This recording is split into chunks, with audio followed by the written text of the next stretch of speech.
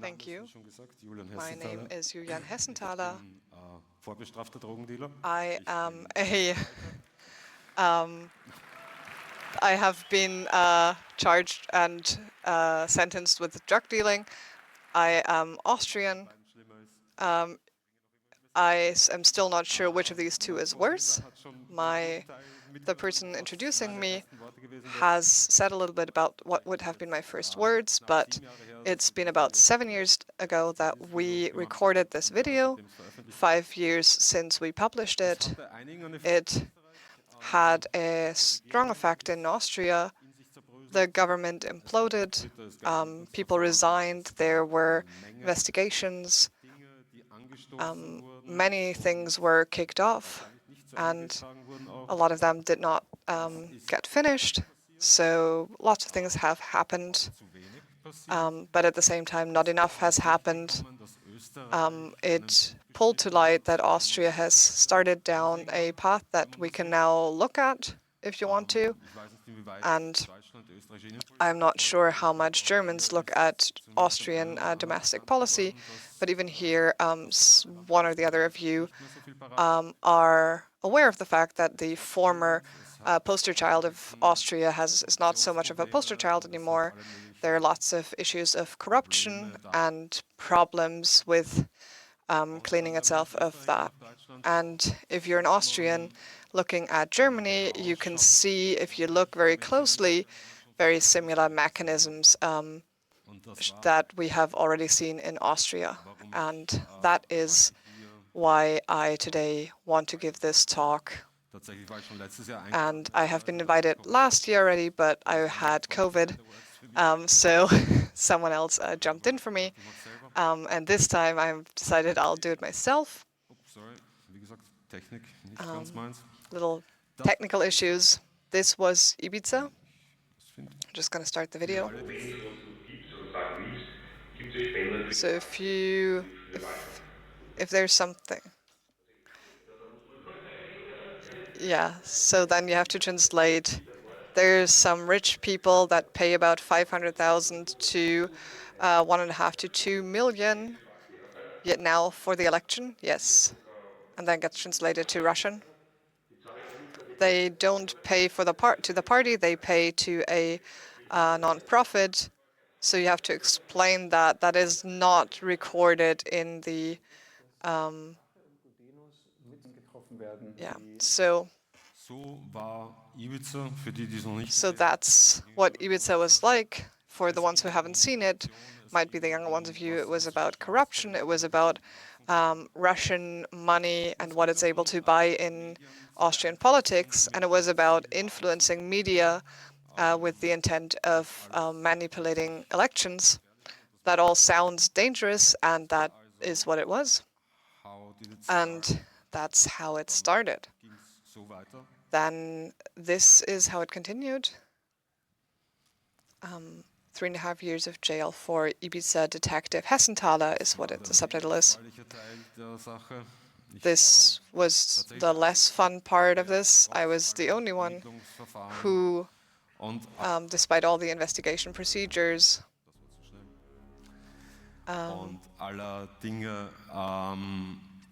and all processes, I was the only one who had to go to jail. And from that, we ended up in a situation that could have led to transparency and parliamentary investigations.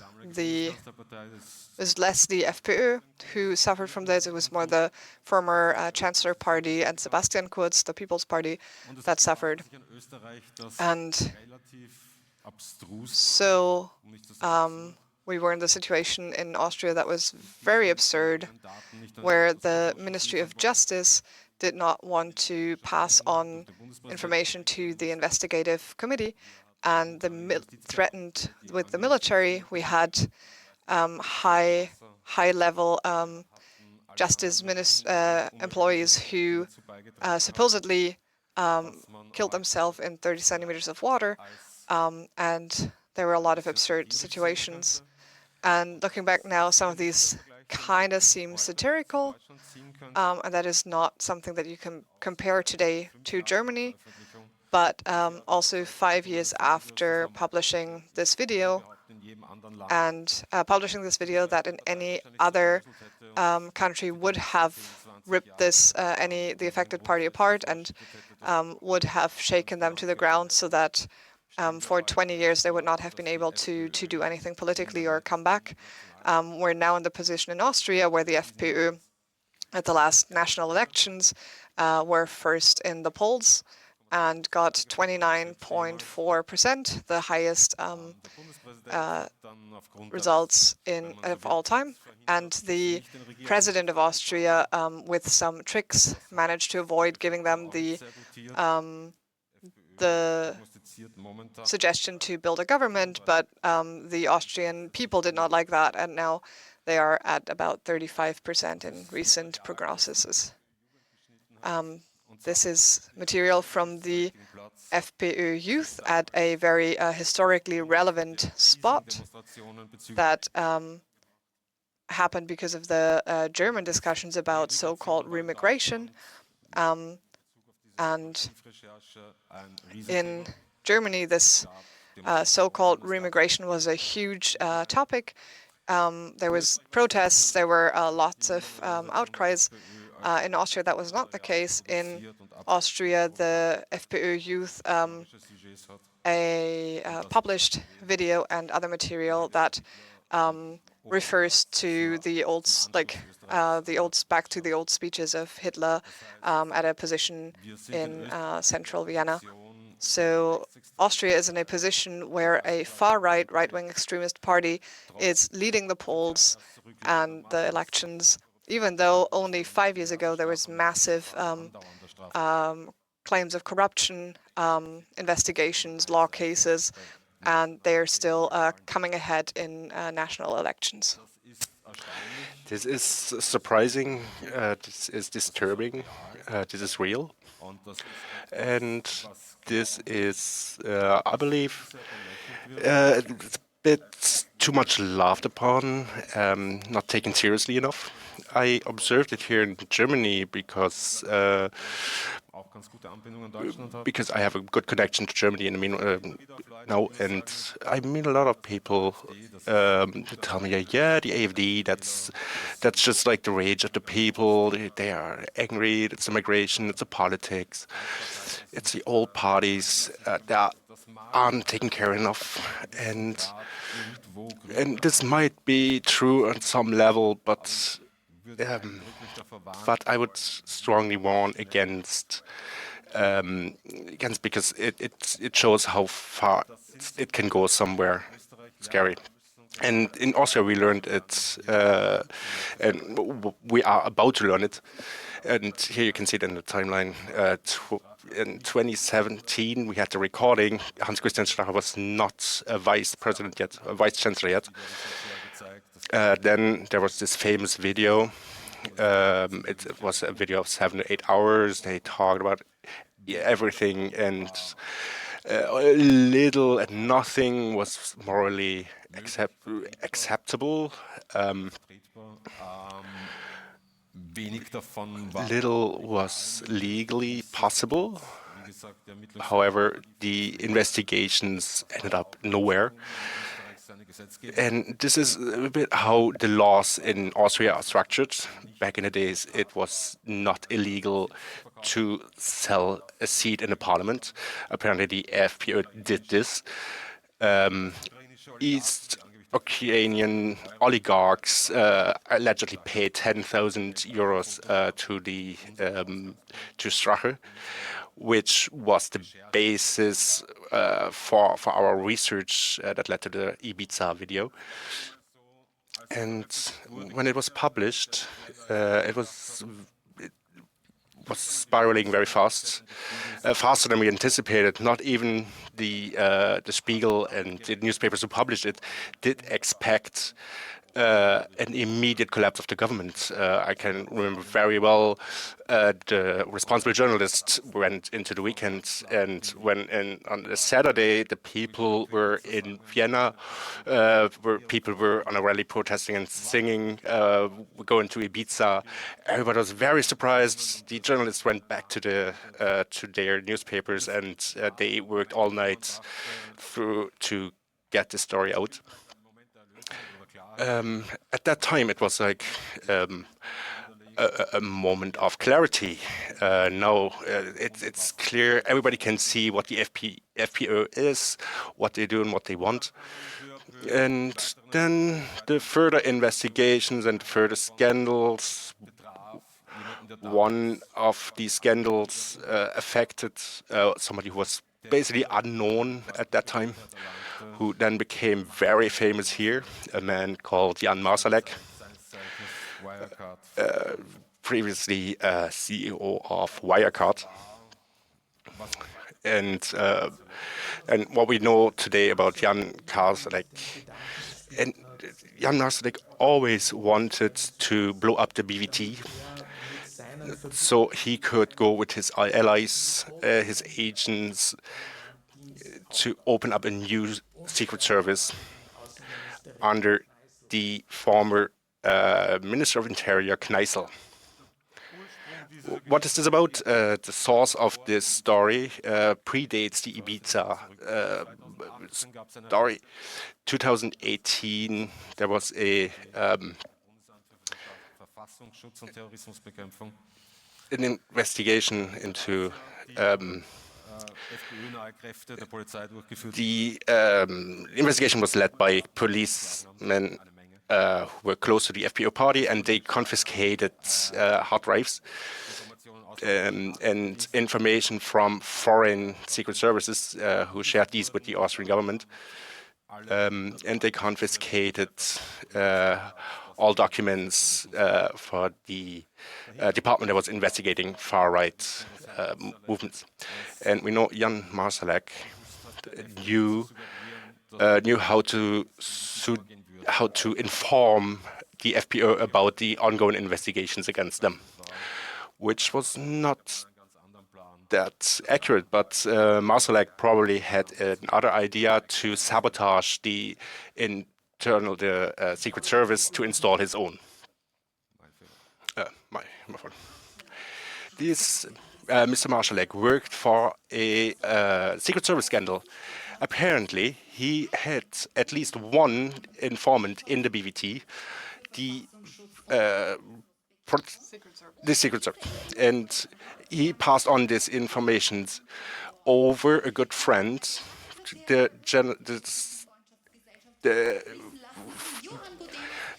Johann Gudenus through a friend through the official Russian delegation.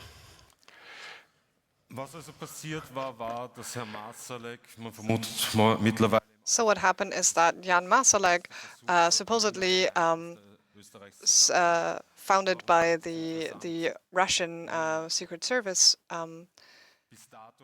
so up until then, they all tried to find sleeper cells in and infiltrate other countries' secret services, and now this had changed a bit. So, like, if this aspect, if you combine that with the idea of Jan Marsalek, it is a progression of that old idea. So instead of just having individual people, the idea is to destroy the old services and then install a new one instead.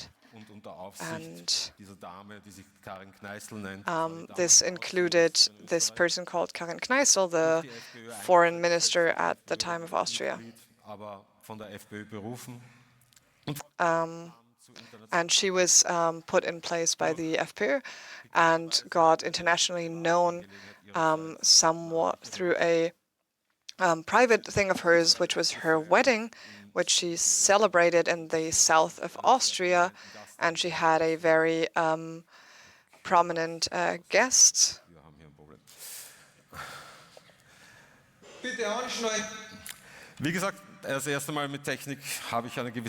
This is the first time with technology here. Sorry for the technological problems. But Man bleibt bei seinen Traditionen. Das war also nicht das Video, das ich wollte. so this is not the video that I wanted, but we're going to move ahead.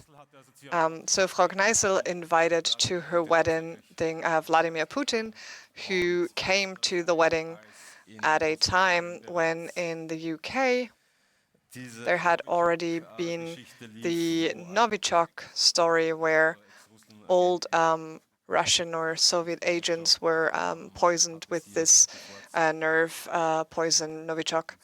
And instead of sending away Russian diplomats, she invited Vladimir Putin and bowed in front of him. And now she actually lives in St. Petersburg, where she's leading a think tank for Putin, which is primarily concerned which taking care of her ponies, which the Russian Air Force had flown in for her. So you can see there is a lot of things to be happy about between Austria and Russia. And if I saw this correctly, I had a little switch up earlier. So after Strache, there was a person called Herbert Kickl who did this success in the last national elections and now has prognoses say that he's got about 35% of the votes. And under Kickl, the FPÖ went along a very hard, very radical course. So you can see here, at the time when in Germany, there was a lot of outcry about remigration and the corrective researches. And Herbert Kickl here says that remigration, I'm happy to say that we need a Geh heim, so go home plan. So yeah, this is Austria, where in Germany hundreds of thousands of people are protesting in the streets, and also in Austria a couple of people went into the streets. But this is the leader of the leading party of Austria about this topic, who is happy to go along the same path. And he continues to do that.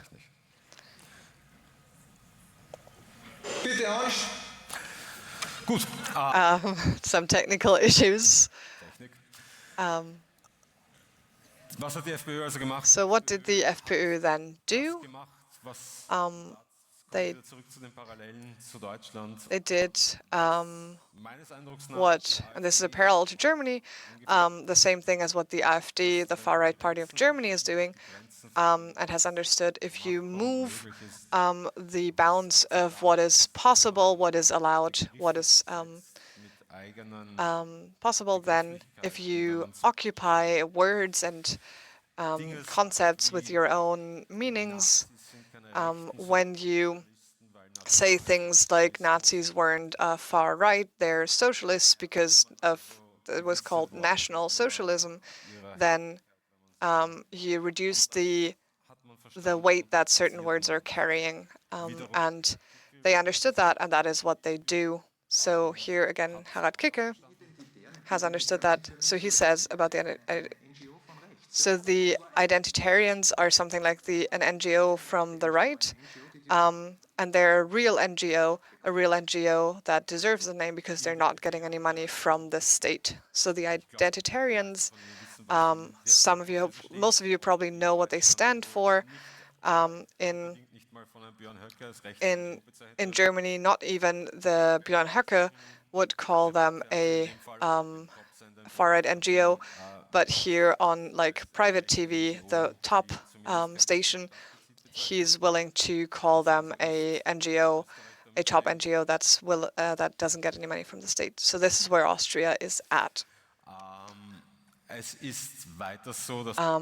Also, the FPÖ is very openly pro-Russian, less not as openly as the party boys, Strache, before, but Kickel is more ascetic. He runs marathons. He's taken back in public, but he still stands for a very pro-Russian position. Complains about Ukrainian refugees driving their own cars, and so he has lots of complaints like that.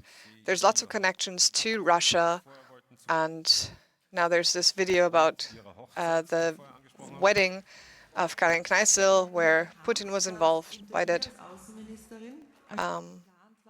So under her as a foreign minister, the foreign ministry was planning to do its own foreign intelligence service in the foreign ministry, and Mr. Ott was promised to put into a relevant position, and this Ott was one of the supporters of Marsalek at attacking the leader of Bellingcat at the time, but in general the leadership was very much filled up with pro-Russian forces. That also has a lot to do with how Austria is positioned economically. Last week, Austria finally cancelled a very long-term gas contract with Russia, which was started under Sebastian Kurz, who was in coalition with Strache, and who extended this contract at the time for 16 years without any good reason for that. And Austria is bound to this contract for the next 60 years. The contracts are secrets. No one knows what's in there. And finally, Austria last year canceled this contract. The Raiffeisenbank is still one of the two largest banks still active in Russia. And since the start of the war in 2022, they're still coming up with excuses of why they're not able to leave Russia. And then also as a last point, and that is important and a parallel to Germany, there is a strong influence of pro-Russian media, right-wing media, that are very much supported. The previous chancellor, Sebastian Kurz, has recently bought into one of those projects. A colleague of that is Julian Reichelt, which might be a name familiar to some of you all. And you can see that these two sides between Austria and Germany have learned to learn from each other, to cooperate with each other, and to interact with each other. And because of that, I want to warn that, Austria is funny. Austrian is often embarrassing. It's often a freak show. But the freak show happens faster than you'd expect it to. What makes these extreme connections to Russia possible? So originally, the Austrian neutrality allowed Austria to position them as we are forced to be neutral. We can't be against Russia. We have to be pro-Russia and pro the West. I called it the rocking chair politics, but there are other terms for that. And in the FPÖ, they found a loyal partner. The FPÖ was the only party to sign a friendly contract with Putin's party, and the FPÖ uses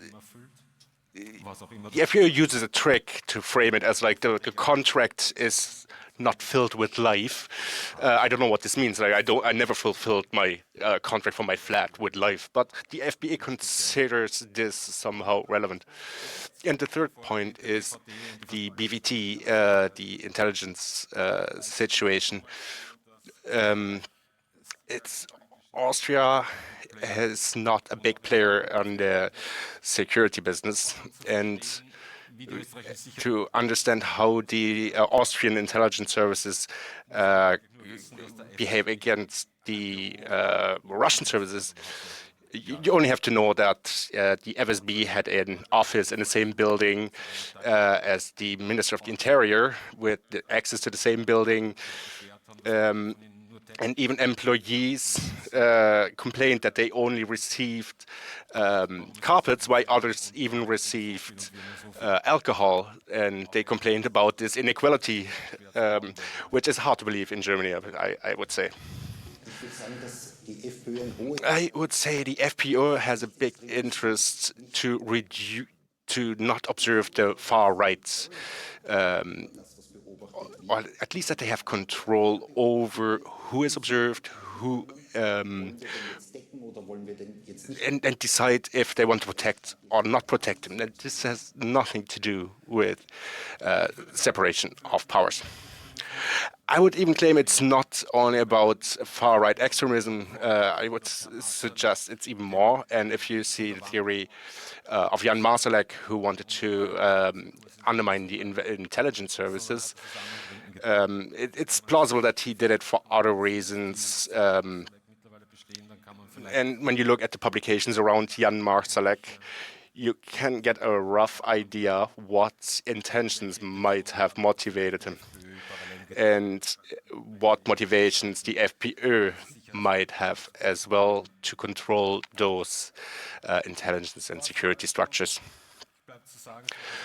What remains about the Russian influence and far-right politics? Financial support and ideologic similarities. Russia made it clear that they consider Austria as one of their closest allies, and the Austrians always accepted that. And the attack of the Ukraine slowly changed that perception, but I'm saying slowly. I mean slowly. It's still half of them that the Russian gas is getting more expensive, and the participation of the FPÖ in the government might lead back to more closer ties to the Russian gas. The media outside of the X and Telegram, they share Russian propaganda. And Austria has an economic dependency to Russia with gas, but also on other topics. We have leading market leaders who have close ties with the Russian government. And if you look at these, you can imagine what these leading business people have in mind with these close ties to Russia. And this is hardly reported on by the Austrian media because they are depending on public funding for their newspapers. If you talk to Austrian investigative journalists, you hear we tried. We wanted to report on this. It was in a little column, but there's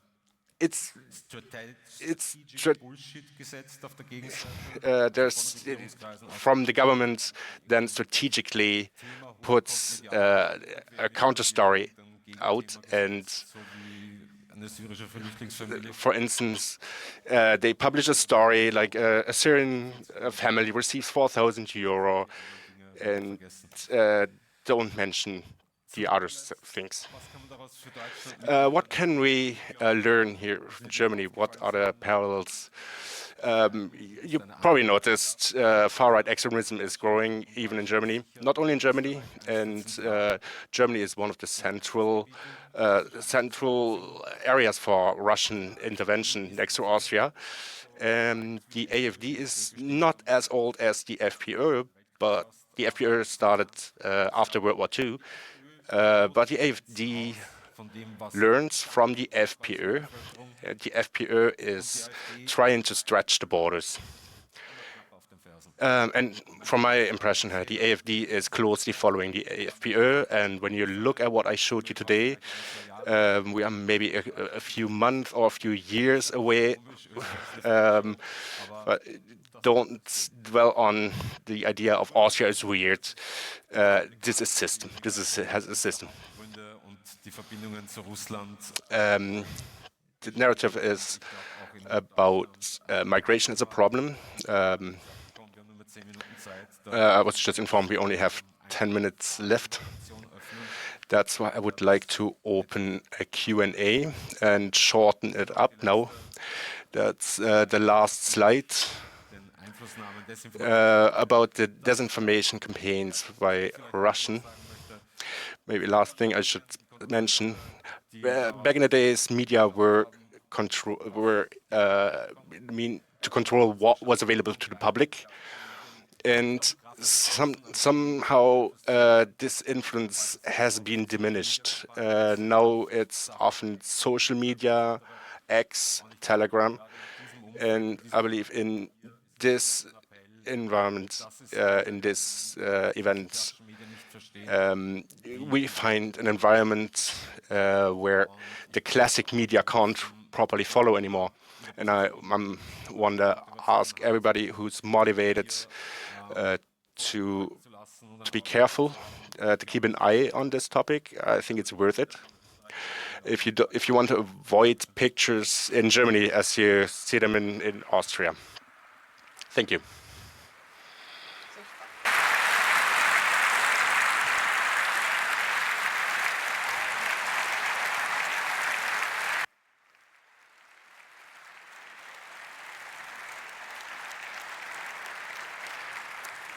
Julian Hessenthaler. Hessenthaler, thank you. We're now starting the questions. Are there any questions from the internet? Yes.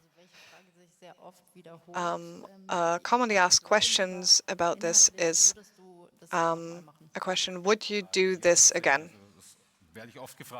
Yes, I get this question a lot, and honestly, after everything I saw, everything I know, everything I showed you today, yes, I would do it. Would do it again. I would do it slightly differently, but I would do it again.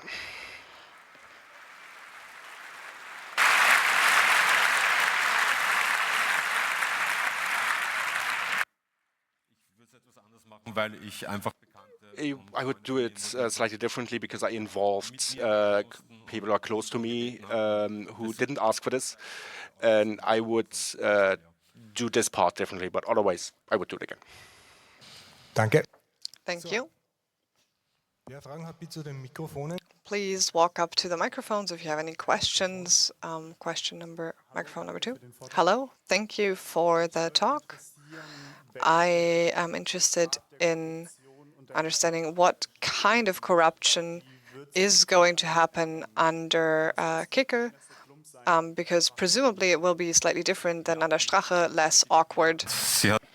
Yes, the Austrian politics learned. They invested a lot in cryptocurrencies. Members of the government use silent tell or something like this, and because there were a lot of screenshots of chats that were leaked. In Austria, we have a system that is fundamentally different from the system in Germany, where the investigation bodies and the politicians are closely interwoven, which is slightly different in Germany. There's no second video. No, if there's new corruption case for Kickl, I'm all in.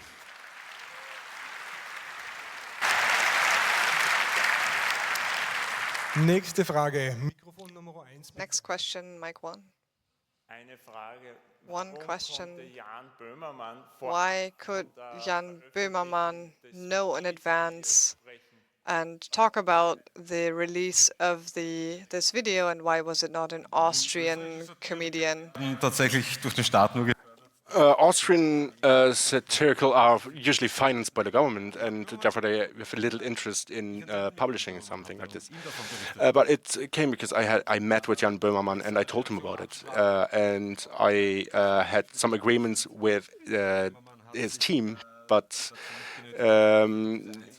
Böhmermann did not believe in these rules because he didn't sign these contracts himself, so he didn't feel himself bound to them, and he preferred to take this opportunity for a little coup. Mikrofon Nummer 4, bitte. Another question. Thank you very much for the talk. I am interested in what is the feedback in Austria about the working together with AfD politicians. The figure of Martin Sellner and FPÖ politicians have a relevance with the AfD, and especially with the young AfD. And in Hamburg, in Parliament, someone was just excluded because they're close ties to Russia and has been kicked out of Parliament and lost her seat. But before that, she was always posting pictures with the FPÖ, with Martin Sellner. So I am wondering, is this also the same way in Austria? So are people using AfD politicians to advertise? Not active AfD politicians, but I was part of a discussion round in an RT show with Frauke Petri. So kind of, but Austria is more of an area where the far right can withdraw because the investigators are so lax and not that aggressive. But on the other hand, Sellner is a poster child of the far right beyond Austria and Germany. He's a poster child for the young alternative right. So, sure.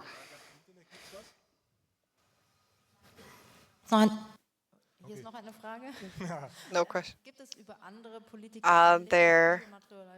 Is there similar video material about other politicians, or how dangerous does a politician live that they might be, in quotes, very large quotes, get tricked into a situation like this? How often is something like this done? You know as much as I do in this case, possibly. Are there other videos? Maybe. Did I hear about the existence of them? Maybe.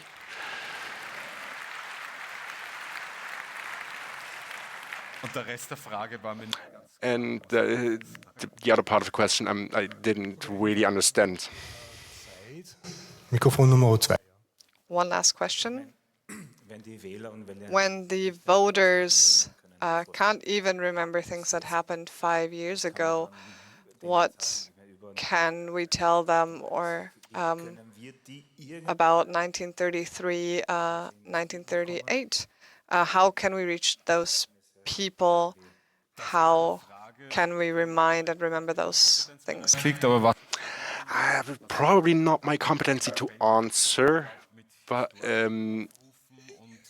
with historical claims and reminding people on what happened 5 years ago, it's not really the goal in this time and age anymore.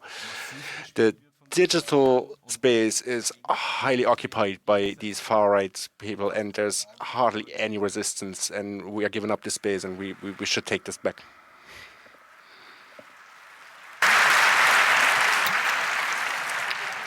Leider, die Zeit für die Fragen und Antworten ist vorbei. Nochmal recht herzlichen Dank. Question and answer time over. Thank you very much at Julian Hessenthaler. Thanks for listening to the English translation of 5 years after Ibiza at 38T3. Your translators were Swanson and Headbang. We appreciate your feedback. Please email us at hello@c3lingo.org or use the hashtag C3Lingo on Mastodon.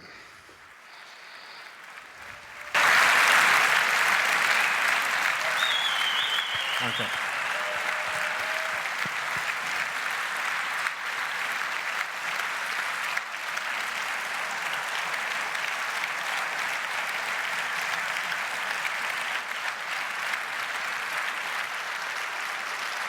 Darf ich nur ganz kurz noch was, weil just something at camp. There was a question from Linus. Somebody, some so Linus set up this GoFundMe for me, and I wanted to say thank you for the attention, and I hope it will go down better in Germany than in Austria, because it's frightening in Austria, and I mean it. Thank you.